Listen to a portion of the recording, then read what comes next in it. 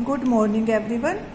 बेटा हमने ये थर्ड चैप्टर स्टार्ट किया था, features, problems and policies of agriculture, कृषि संबंधी विशेषताएं, समस्याएं और नीतियां। ठीक है, ये चैप्टर में, इस चैप्टर में हम आज है वो नेक्स्ट टॉपिक करेंगे।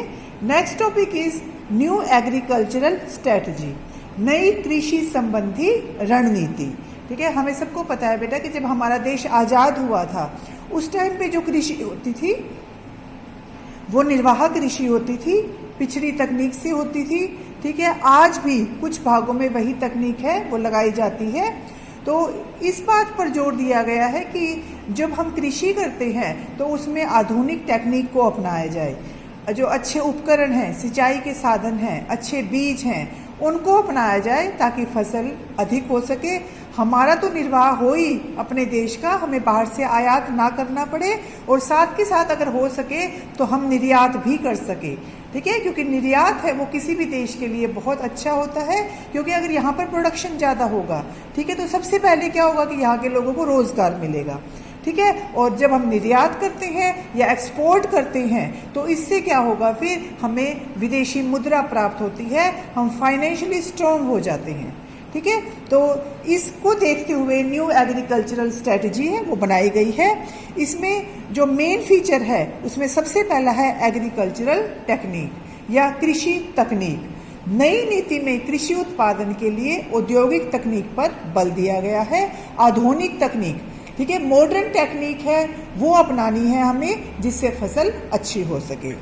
सेकंड है इनपुट पैकेजेस या आगत पैकेज। इसमें क्या होता है, उत्तम किस्म के बीज, रासायनिक खादें, सिंचाई, यंत्रीकरण आदि का देश के चुने हुए क्षेत्रों में उपयोग किया जाता है। ठीक है, अगर अच्छी क्वालिटी के बीज होंगे, अच्छे फर्टिलाइजर्स होंगे, सिंचाई के अच्छे साधन होंगे, मैकेनाइजेशन अच्छा होगा, पेस्टिसाइड मतलब कीटनाशक, ये सारी चीज़ें होंगी तो इससे फसल अच्छी होगी। ठीक है, कई बार क्या होता है, फसल अच्छी होती है लेकिन उस पर कीड़ा लग जाता है, इससे सारी फसल नष्ट हो जाती है, तो पेस्टिसाइड्स है वो भी बहुत ज़रूरी होते हैं। थर्ड इज इंस्टीट्यूशनल रिफॉर्म्स या संस्थागत सुधार। जो नई ये स्ट्रैटेजी है उसमें संस्थागत सुधारों पर या इंस्टीट्यूशनल चेंजेस पर जोर दिया गया है। इनका लक्ष्य क्या है, मध्यस्थों का उन्मूलन करना। हम मध्यस्थों के बारे में या मीडिएटर के बारे में पढ़कर आए हैं कि वो किसानों से सारी फसल खरीद लेते थे और फिर ज़्यादा रेट में बेच देते थे। ठीक है, हमने जमींदार के बारे में पढ़ा, वो भी एक तरह से मीडिएटर ही थे, तो उनका उन्मूलन है वो किया गया है, उनको ख़त्म किया गया है। जो छोटे छोटे खेत थे, ठीक है, स्मॉल होल्डिंग्स थी, उनको बड़ा किया गया है। ठीक है, कृषि भूमि को जो बंटवारा किया गया है, डिस्ट्रीब्यूशन इस तरह से किया गया है कि सभी के पास है वो लगभग समान भूमि हो। एक के पास तो बहुत ज़्यादा थी पहले, ठीक है, एक गरीब किसान ऐसा है उसके पास बिल्कुल भी नहीं थी। ठीक है, तो उस पर इस तरह से बंटवारा किया गया है कि उनमें अच्छी तरह से उनका, ताकि उनके हितों की रक्षा हो सके और वो सहकारी खेती कर सके। फिर है मल्टीपल क्रॉपिंग। मल्टीपल क्रॉपिंग का मतलब है कि एक ही फसल ना उगाकर बहुफसली खेती करना, इसके फलस्वरूप भूमि का उचित और अधिक उपयोग हो सकेगा। पांचवा है इसमें कोऑर्डिनेटेड प्रोग्राम या समन्वित कार्यक्रम। इस नीति के अंतर्गत कृषि विकास के कार्यक्रम को समन्वित करने के लिए सामुदायिक विकास योजनाओं का विस्तार किया जाना चाहिए। इनका लक्ष्य ग्रामीण विकास के सभी कार्यक्रमों को समन्वित करना है। ठीक है, कि जो विकास योजनाएं हैं, ठीक है, विकास योजनाओं में क्या होता है बेटा कि गवर्नमेंट है वो पैसा खर्च करती है, वो जो गरीब किसान हैं जो पैसा खर्च नहीं कर सकते उनको सुविधाएं देती है, या तो फ्री में या फिर बहुत कम कीमत पर। ठीक है, तो इसमें समन्वित कार्यक्रम किए गए हैं। और जो लास्ट है इसमें वो है एग्रीकल्चरल मार्केटिंग या कृषि विपणन।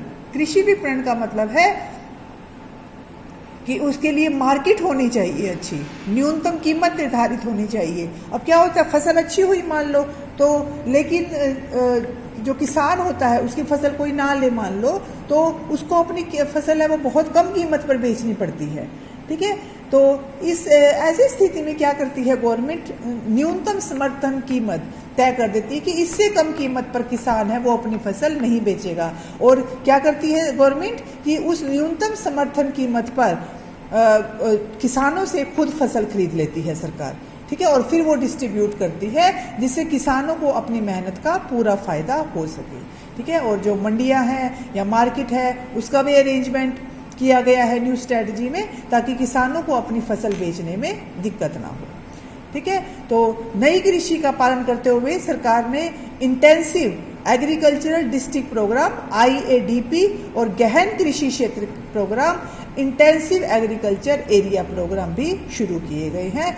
गहन कृषि का मतलब है कि इंटेंसिव, जिसको इंटेंसिव एग्रीकल्चर बोलते हैं जिसे, उसका मतलब है कि जैसे मान लो हमारे पास एक खेत है, ठीक है, हम खेत को तो बड़ा नहीं कर सकते, खेत तो उतना ही रहेगा, उस पर ज़्यादा साधन लगाकर ज़्यादा फसलों का उत्पादन करना, उसको हम कहते हैं इंटेंसिव एग्रीकल्चर।